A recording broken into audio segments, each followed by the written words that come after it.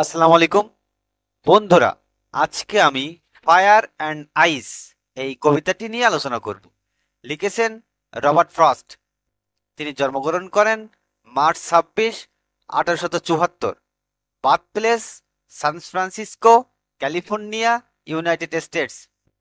মৃত্যুবরণ করেন জানুয়ারি 29, 1963, 88 বছর বয়সে। Resting place Boston, Massachusetts, US. Occupation poet. Genre poet, playwright. Nickname no pen name. Spouse name Elinor Miriam white.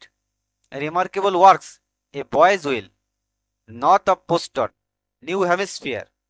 Rhyming pattern A B, A B C, B C B. Stanza 1, line of poem 9। Some say the world will end in fire. কেউ কেউ বলে দুনিয়ার শেষ হবে অগ্নিতে। এখানে fire মানে কেবল আগুন নয়, বরং মানুষের কামনা, বাসনা, তীব্র লালসার প্রতীক। সাম সে ইন আইস। আবার কেউ কেউ বলে তা শেষ হবে বরফে। এখানে আইস প্রতীক হলো ঘৃণা, শীতলতা, উদাসীনতা। From what I have tasted of desire. আমার জীবনে যে আকাঙ্ক্ষার স্বাদ পেয়েছি। কবি নিজের অভিজ্ঞতা দিয়ে বোঝাচ্ছেন কামনার শক্তি। I hold with those who favour fire.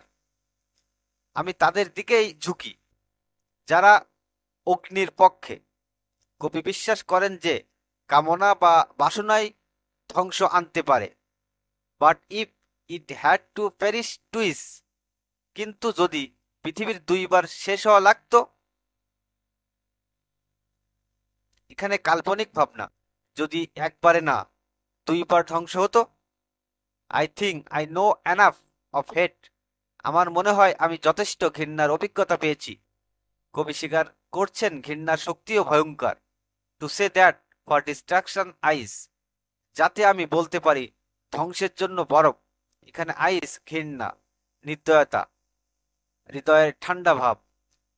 Is also great. এটি যথেষ্ট শক্তিশালী।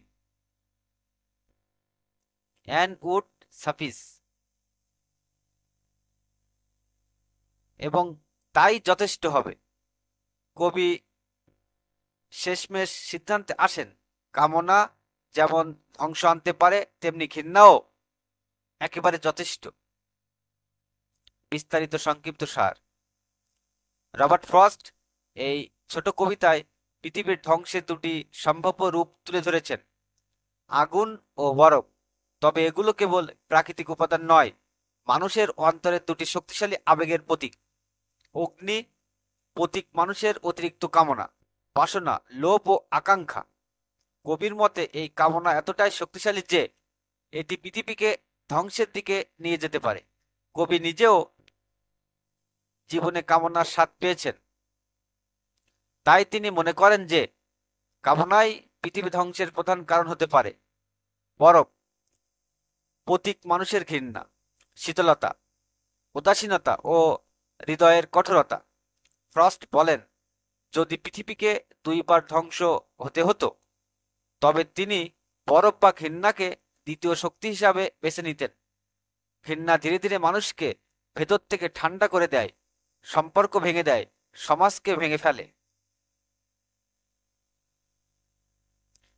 শেষে কবি বলেন পৃথিবী ধ্বংসের জন্য আগুন যেমন যথেষ্ট, তেমনি বরফও যথেষ্ট শক্তিশালী। অর্থাৎ মানুষের অতৃপ্ত বাসনা যেমন ধ্বংস ডেকে আনে, তেমনি ঘৃণাও পৃথিবীকে নিচ্ছিন্ন করার জন্য যথেষ্ট। সার কথা, ফ্রস্টের এই কবিতার মূল বক্তব্য হল মানুষের অন্তর্গত কামনা ও ঘৃণা উভয় পৃথিবী ধ্বংসের জন্য দায়ী।